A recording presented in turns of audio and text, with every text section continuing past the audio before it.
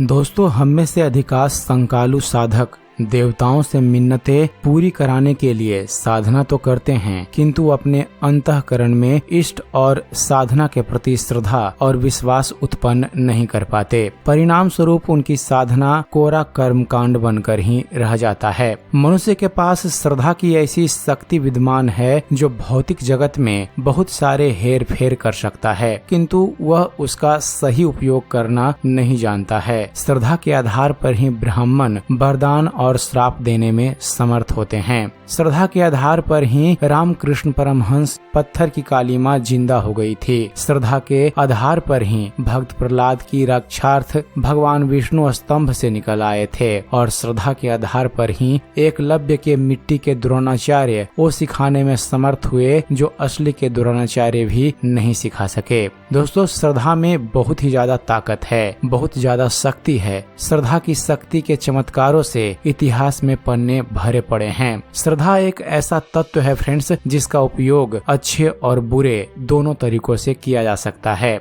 सवाल उठता है कि इसका अच्छा उपयोग क्या है और बुरा उपयोग क्या है। दोस्तों, इसकी जानकारी आज हम आपको एक कहानी के माध्यम से देंगे। कथा कुछ इस प्रकार है। एक बार की बात है, एक गांव में कुछ दोस्त मिलकर एक भूत बंगले पर चर्चा कर रहे थे। उनका कहना था कि आज तक कोई भी उस भूत बंगले से जिंदा वापस नहीं आया था। उन्हीं दिनों उनका एक शहरी दोस्त बहादुर शहर से गांव आया हुआ था। उस समय वह भी वहां पहुंच गया। जब उसने ऐसा सुना कि भूत बंगले के भूतों से आज तक कोई जिंदा नहीं बचा, तो उसे बहुत हंसी आई। उसने कहा कि ये सब बकवास है, भूत प्रेत नहीं होते। तो उसके मित्र कहने लगे कि ठीक है, हम तेरी बात मान लेंगे यदि तू आज रात को 12 बजे उस भूत बंगले में एक कील ठोक कर आ जाए तो। उसने कहा ठीक है। अब समय आया 12 बजे रात का। सर्दी की रात, तेज ठंडी ठंडी हवाएं चल रही थी। सभी मित्र इस दुस्साहसी कार्य देखने के लिए इकट्ठे हो गए थे। इन दोस्तों के अलावा पूरा गांव सो रहा था। किसी को कुछ भी नहीं पता था कि क्या हो रहा है। बहादुर कंबल ओढ़कर आया और तुरंत कील और हथौड़ी लेकर बंगले की ओर चल दिया। हालांकि खुद मन ही मन डर रहा था, किंतु सब पर रौब जमाने की खातिर आखिर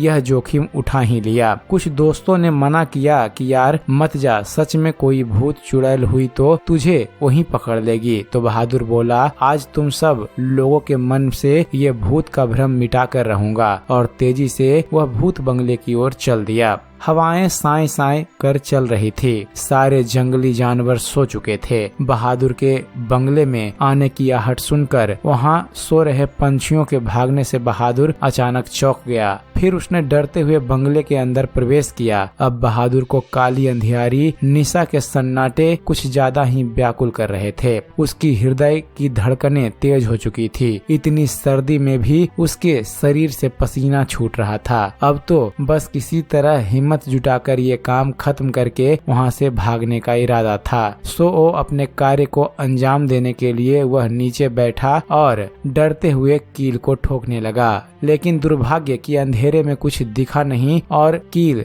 जमीन पर पड़े उसके कंबल को पार करते हुए जमीन में ठुक गई। अब जैसे ही वह उठकर चला, उसे लगा पीछे से उसे कोई पकड़ लिया है। ये सोचना ही था कि उसके होश उड़ गए। यह होती है श्रद्धा की ताकत। जब तक बहादुर को विश्वास नहीं था कि भूत होते हैं, वह सामान्य डरा हुआ था, किंतु जैसे ही यह बात उसके दिल में बैठ गई कि मुझे भूत ने पकड़ लिया है, तो उसके प्राण पखेरु उड़ गए। जबकि वहाँ न कोई भूत था, न ही प्रेत। इस तरह हम अपने डर पर श्रद्धा और विश्वास करके अपना ही नुकसान और दुरुपयोग कर सकते हैं, या फिर किसी दैवीय शक्ति, मंत्र या साधना पर श्रद्धा और विश्वास करके उससे लाभ उठा सकते हैं। आप चाहे कोई भी साधना करें, आपका इष्ट चाहे कोई भी हो, लेकिन अगर आपने श्रद्धा से विहीन साधना की है तो आपको कोई परिणाम नहीं मिल सकता। इसलिए अगर आप किसी दैवीय शक्ति से सहायता पाना चाहते हैं, लाभ उठाना चाहते हैं, तो पहले अपने अंतःकरण में श्रद्धा का बीज बोइए और उसे निरंतर सींचते रहिए, तभी आपको यह लाभ होगा जो उस साधना के महात्म्य में बताया गया है, जैसा हमारे धर्म शास्त्रों में भी बताया गया है।